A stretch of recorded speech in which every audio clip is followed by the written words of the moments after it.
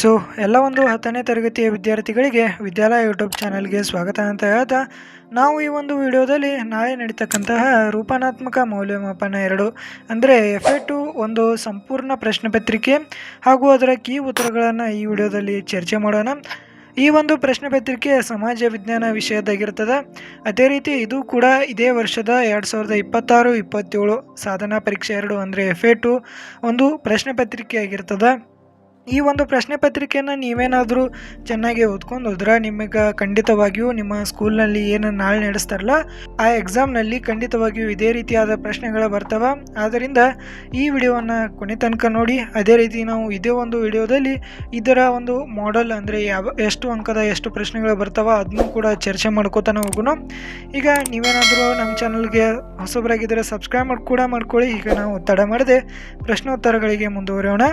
ಮೊದಲಿನ ಒಂದು ಪ್ರಶ್ನೆಯನ್ನು ಕೇಳಿದರೆ ಈ ಕೆಳಗಿನ ಪ್ರಶ್ನೆಗಳಿಗೆ 4 ಪರ್ಯಾಯ ಆಯ್ಕೆಗಳನ್ನು ನೀಡಿದ್ದು ಸರಿಯಾದ ಉತ್ತರವನ್ನು ಆರಿಸಿ ಬರೆಯಿರಿ ಅಂತ ಕೇಳಿದ್ದಾರೆ. ಅಂದರೆ ನಿಮಗೆ ಬಹು ಆಯ್ಕೆದ ಒಂದು 2 ಪ್ರಶ್ನೆಗಳಿರ್ತಾವೆ, 1 ಅಂಕದ ಅಷ್ಟು 2 ಅಂಕಗಳು.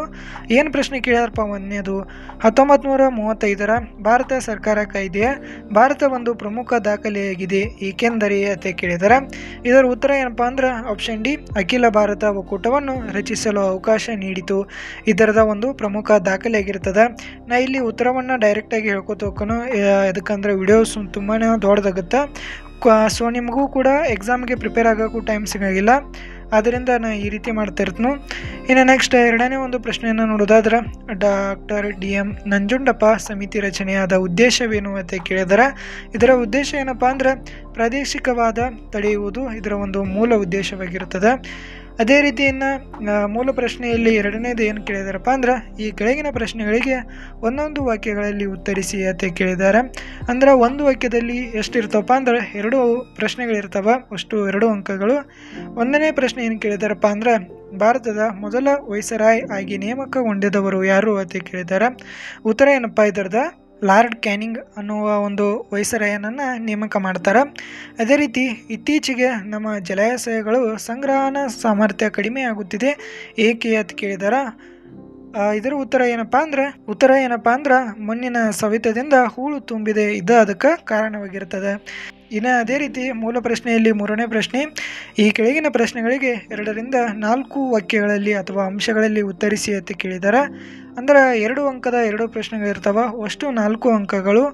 ಏನು ಕೇಳ್ಯಾರಪ್ಪ 5ನೇ ಪ್ರಶ್ನೆ ಅಂದ್ರೆ 1919ರ ಮಾಂಟಿಂಗೋ ಚೇಮ್ಸ್ಫೋರ್ಡ್ ಸುಧಾರಣಾ ಕಾಯ್ದೆಯ ಪ್ರಮುಖ ಅಂಶಗಳಾವವು ಅಂತ ಕೇಳಿದ್ದಾರೆ. ಇದರ ಉತ್ತರವನ್ನು ನೋಡೋದಾದ್ರೆ ನೀವಿಲ್ಲಿ ನೋಡಬಹುದು. 5ನೇ ಪ್ರಶ್ನೆ 1ನೇ ಪಾಯಿಂಟ್ ಕೇಂದ್ರದಲ್ಲಿ ದ್ವಿಸದನ ಶಾಸಕಾಂಗ ರಚನೆಯಾಗಿದೆ, ಅದರ ಅವಕಾಶ. ಪ್ರಾಂತ್ಯಗಳಲ್ಲಿ ದ್ವಿಸರ್ಕಾರ ಪದ್ಧತಿಗೆ ಅವಕಾಶ. ಭಾರತಕ್ಕೆ ಒಬ್ಬ ಹೈ ಕಮಿಷನರ್ ನೇಮಕ. ಸ್ವಯಂ ಆಡಳಿತವುಳ್ಳ ಸ್ಥಳೀಯ ಸಂಸ್ಥೆಗಳ ಅಭಿವೃದ್ಧಿ. ಅದೇ ರೀತಿ ಕೇಂದ್ರದ ಬಜೆಟ್ನಿಂದ ಪ್ರಾಂತ್ಯಗಳ ಬಜೆಟ್ ಪ್ರತ್ಯೇಕ ಚುನಾವಣಾ ಮತಗಟ್ಟೆ ವ್ಯವಸ್ಥೆಯನ್ನು ಮುಸ್ಲಿಂ, ಸಿಖ್, ಅದೇ ರೀತಿ ಆಂಗ್ಲೋ ಭಾರತೀಯರು ಮತ್ತು ಯುರೋಪಿಯನ್ನರಿಗೆ ವಿಸ್ತರಣೆ. ಈ ರೀತಿ ಪಾಯಿಂಟ್ಸ್ಗಳನ್ನು ಬರೀಬೇಕಾಗುತ್ತೆ. ಅದೇ ರೀತಿ ಇನ್ನು ನೆಕ್ಸ್ಟ್ 6ನೇ ಒಂದು ಪ್ರಶ್ನೆಯನ್ನು ನೋಡೋದಾದ್ರೆ ನಿರುದ್ಯೋಗವು ಒಂದು ಗಂಭೀರವಾದ ಸಾಮಾಜಿಕ ಸಮಸ್ಯೆಯಾಗಿದೆ, ಸಮರ್ಥಿಸಿ ಅಂತ ಕೇಳಿದ್ದಾರೆ. ಇದೇನ ನಿರುದ್ಯೋಗ ಆಗಿರ್ಬೋದು, ಸಂಘಟಿತ ಕೆಲಸಗಾರರ ಒಂದು ಇದೇ ರೀತಿ ಏನು ಅಲ್ಲಿ ಸಮಸ್ಯೆಗಳಿದಾವಲ್ಲ, ಈ ಒಂದು ಸಮಸ್ಯೆದಲ್ಲಿ ನಿಮಗೆ ಯಾವುದಾದ್ರೂ ಒಂದು ಬೋರ್ಡ್ ಎಕ್ಸಾಮ್ಗೆ ಖಂಡಿತವಾಗಿ ಬಂದೇ ಬರ್ತದೆ. ಅದರಿಂದ ನೀವು ಇವುಗಳನ್ನು ಹೆಚ್ಚು ಫೋಕಸ್ ಮಾಡಿ ಓದ್ಕೊಳ್ಳಿ. ಇಲ್ಲಿ ನಿರುದ್ಯೋಗದ ಬಗ್ಗೆ ಕೇಳಿದ್ದಾರೆ. ಇದರ ಉತ್ತರವನ್ನು ನೋಡೋದಾದ್ರೆ ಇಲ್ಲಿ ನೋಡಬಹುದು. ಈ ಕೆಳಗಿನ ಸಮಸ್ಯೆಗಳು ಸೃಷ್ಟಿ ಆಗುವುದರಿಂದ ನಿರುದ್ಯೋಗವು ಅತ್ಯಂತ ಗಂಭೀರ ಸಾಮಾಜಿಕ ಸಮಸ್ಯೆಯಾಗಿದೆ. ಯಾವ್ಯಾವ ಒಂದು ಸಮಸ್ಯೆಗಳಪ್ಪ ಅಂದ್ರೆ ಬಡತನ ಆಗಿರ್ಬೋದು, ಅನಾರೋಗ್ಯ, ಭ್ರಷ್ಟಾಚಾರ, ಕೌಟುಂಬಿಕ ವಿಘಟನೆ, ಮೋಸ, ವಂಚನೆ, ಕಳ್ಳತನ, ವ್ಯಭಿಚಾರ, ಈ ರೀತಿ ಒಂದು ಸಮಸ್ಯೆಗಳಿಂದ ನಿರುದ್ಯೋಗ ಹೆಚ್ಚಾಗಿರ್ತದೆ.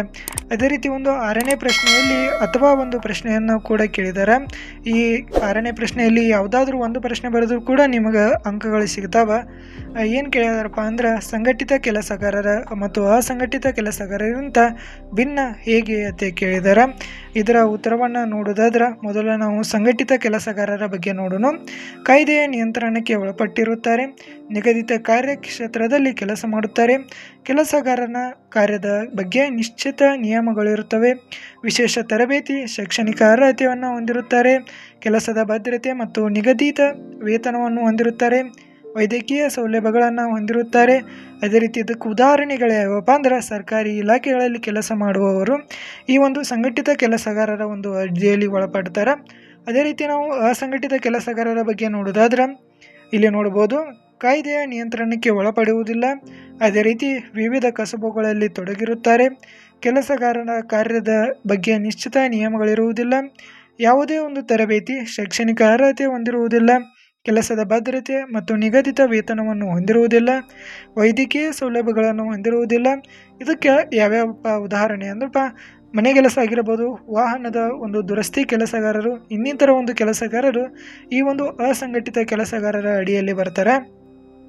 ಇನ್ನು ನೆಕ್ಸ್ಟ್ ಮೂಲ ಪ್ರಶ್ನೆಯಲ್ಲಿ 4ನೇ ಪ್ರಶ್ನೆಯನ್ನು ನೋಡೋದಾದರೆ, ಈ ಕೆಳಗಿನ ಪ್ರತಿಯೊಂದು ಪ್ರಶ್ನೆಗೂ 6 ವಾಕ್ಯಗಳಲ್ಲಿ ಅಥವಾ ಅಂಶಗಳಲ್ಲಿ ಉತ್ತರಿಸಿ ಅಂತ ಕೇಳಿದ್ದಾರೆ. ಅಂದರೆ ಒಂದು 3 ಅಂಕದ 2 ಪ್ರಶ್ನೆಗಳಿರ್ತಾವೆ, ಅಷ್ಟು 6 ಅಂಕಗಳು. ಏನು ಕೇಳಿದಾರಪ್ಪ 7ನೇ ಪ್ರಶ್ನೆ, ಇತ್ತೀಚೆಗೆ ಭಾರತದಲ್ಲಿ ಲಿಂಗ ತಾರತಮ್ಯ ಕಡಿಮೆಯಾಗುತ್ತಿದೆ, ಸ್ಪಷ್ಟೀಕರಿಸಿ ಅಂತ ಕೇಳಿದ್ದಾರೆ. ಈಗ 7ನೇ ಪ್ರಶ್ನೆಯನ್ನು ಉತ್ತರವನ್ನು ನೋಡೋದಾದ್ರೆ ಈ ರೀತಿ ಇರ್ತದೆ. ಮಹಿಳಾ ಮತ್ತು ಮಕ್ಕಳ ಅಭಿವೃದ್ಧಿ ಸಚಿವಾಲಯವನ್ನು ಆರಂಭಿಸಲಾಗಿದೆ. ಉದ್ಯೋಗಗಳ ನೇಮಕಾತಿಯಲ್ಲಿ ಮಹಿಳೆಯರಿಗೆ ಮೀಸಲಾತಿಗಳನ್ನು ನೀಡಲಾಗಿದೆ. ಅದೇ ರೀತಿ ರಾಷ್ಟ್ರೀಯ ಹಾಗೂ ರಾಜ್ಯ ಮಹಿಳಾ ಆಯೋಗಗಳನ್ನು ಸ್ಥಾಪಿಸಲಾಗಿದೆ. ರಾಜ್ಯದಲ್ಲಿ ಮಹಿಳಾ ಅಭಿವೃದ್ಧಿ ನಿಗಮಗಳನ್ನು ಸ್ಥಾಪಿಸಲಾಗಿದೆ. ಸಖಿ ಒನ್ ಸ್ಟಾಪ್ ಸೆಂಟರ್ಗಳನ್ನು ಆರಂಭಿಸಲಾಗಿದೆ. ಕೌಟುಂಬಿಕ ದೌರ್ಜನ್ಯದಿಂದ ಮಹಿಳೆಯರ ರಕ್ಷಣಾ ಕಾಯ್ದೆ ಇದನ್ನು 2005ರಲ್ಲಿ ಜಾರಿಗೆ ತರಲಾಗಿದೆ.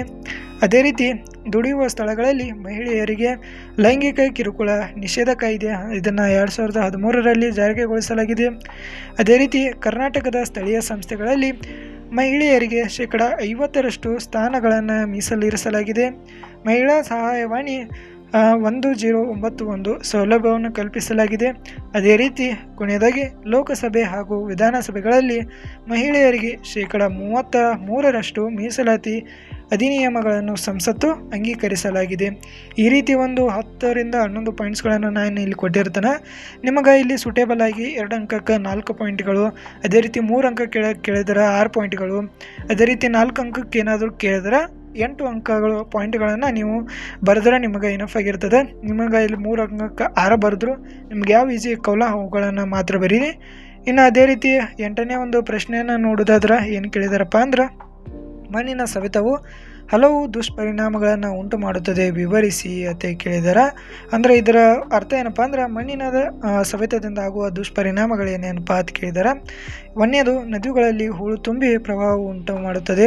ಅಂದರೆ ಇದು ಏನು ಒಂದು ವಾಕ್ಯದಲ್ಲಿ ಏನು ಪ್ರಶ್ನೆ ಕೇಳಿದ್ರಲ್ಲ ಅದರ ಉತ್ತರ ಕೂಡ ಇಲ್ಲೇ ಬರ್ತದೆ.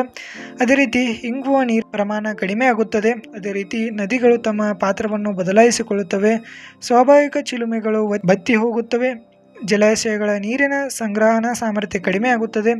ಅದೇ ರೀತಿ ಕೊನೆಯದಾಗಿ ಕೃಷಿ ಉತ್ಪಾದನೆಯ ಮೇಲೆ ಪರಿಣಾಮ ಬೀರುತ್ತದೆ. ಇದೊಂದು ಇಂಪಾರ್ಟೆಂಟ್ ಪ್ರಶ್ನೆ ಆಗಿರ್ತದೆ. ಇದನ್ನು ಕೇಳಿದ್ರು ಕೇಳ್ಬೋದು, ಇದನ್ನು ನೀವು ಚೆನ್ನಾಗಿ ಓದ್ಕೊಂಡು ಹೋಗಿ. ಅದೇ ರೀತಿ ಒಂದು 8ನೇ ಪ್ರಶ್ನೆಯಲ್ಲಿ ಅಥವಾ ಒಂದು ಏನು ಪ್ರಶ್ನೆ ಕೇಳಿದಾರಲ್ಲ, ಏನು ಕೇಳ್ಯಾರು, ಅರಣ್ಯ ಸಂಸ್ಕರಣಾ ವಿಧಾನಗಳು, ಇದರ ಉತ್ತರವನ್ನು ನಾವೀಗ ನೋಡೋಣ. ಯಾವ್ಯಾವ ವಿಧಾನಪ್ಪ ಅಂದ್ರೆ, ಮೊದಲನೇದು ಕಾಡ್ಗಿಚ್ಚು ಉಂಟು ಮಾಡುವ ಒಂದು ಘರ್ಷಿತ ಮರಗಳನ್ನು ತೆಗೆಯುವುದು. ಅದೇ ರೀತಿ ಅರಣ್ಯದ ಮರಗಳಿಗೆ ತಗಲುವ ರೋಗಗಳನ್ನು ನಿಯಂತ್ರಿಸುವುದು. ಸಸಿಗಳನ್ನು ನೆಡುವುದು, ಬೀಜಗಳನ್ನು ಹರಡುವುದು, ಕಾನೂನು ಬಾಹಿರವಾಗಿ ಮರಗಳನ್ನು ಕಡಿದಿರುವುದು. ಅದೇ ರೀತಿ ಇಲ್ಲಿ ಇನ್ನೊಂದಿಷ್ಟು ಪ್ರಶ್ನೆಗಳದಾವ. ಅರಣ್ಯಗಳಲ್ಲಿ ಸಾಕು ಪ್ರಾಣಿಗಳ ಮೇಯಿಸುವಿಕೆಯನ್ನು ನಿಯಂತ್ರಿಸುವುದು. ಸಾರ್ವಜನಿಕರನ್ನು ಗಿಡ ನೆಡೆಯಲು ಪ್ರೋತ್ಸಾಹಿಸುವುದು. ಅದೇ ರೀತಿ ಅವುಗಳ ಪ್ರಾಮುಖ್ಯತೆಯ ಬಗ್ಗೆ ತಿಳುವಳಿಕೆಯನ್ನು ನೀಡಿ ಅವುಗಳನ್ನು ರಕ್ಷಣೆಗೆ ಪ್ರೇರೇಪಿಸುವುದು.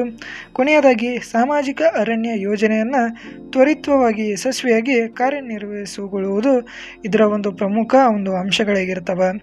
ಇನ್ನು ನೆಕ್ಸ್ಟ್ 9ನೇ ಒಂದು ಪ್ರಶ್ನೆಯನ್ನು ನೋಡೋದಾದ್ರೆ, ಇದು ಮೂಲ ಪ್ರಶ್ನೆ 5ರಲ್ಲಿ ಬರ್ತದೆ. ಏನಪ್ಪ ಅಂದ್ರೆ, 8ರಿಂದ 10 ವಾಕ್ಯಗಳಲ್ಲಿ ಉತ್ತರಿಸಿ. ಅಂದರೆ 4 ಅಂಕದ ಒಂದು ಪ್ರಶ್ನೆ ಇರ್ತದೆ.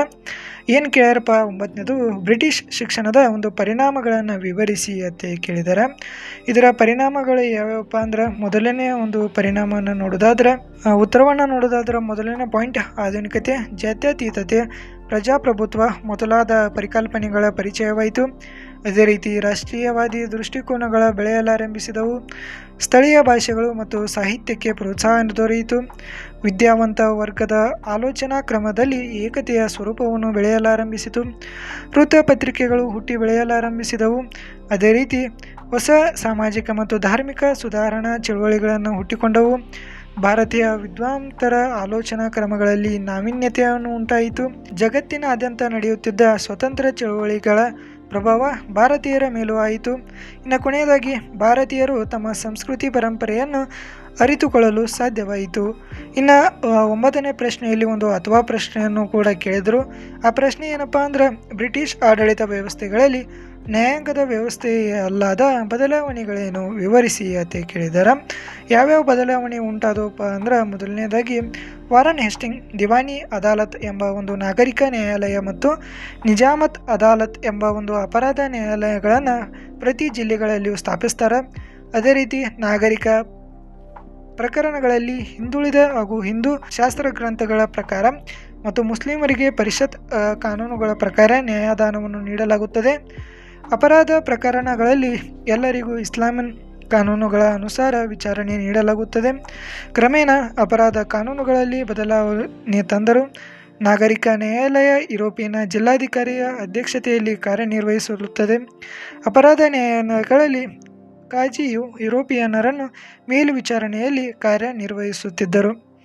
ಇನ್ನು ಕೊನೆಯದಾಗಿ ಒಂದು ಭಾರತ ನಕ್ಷೆಯನ್ನು ಅವರ ಕೊಟ್ಟಿರ್ತಾರೆ. ಆ ಭಾರತ ನಕ್ಷೆಯಲ್ಲಿ ಈ ಕೆಳಗೆ ಕೊಟ್ಟಿರತಕ್ಕಂತಹ ಒಂದು ಏನು ಸ್ಥಳಗಳಿರ್ತಾವಲ್ಲ, ಈ ಸ್ಥಳಗಳನ್ನು ಗುರುತಿಸಬೇಕಾಗುತ್ತೆ.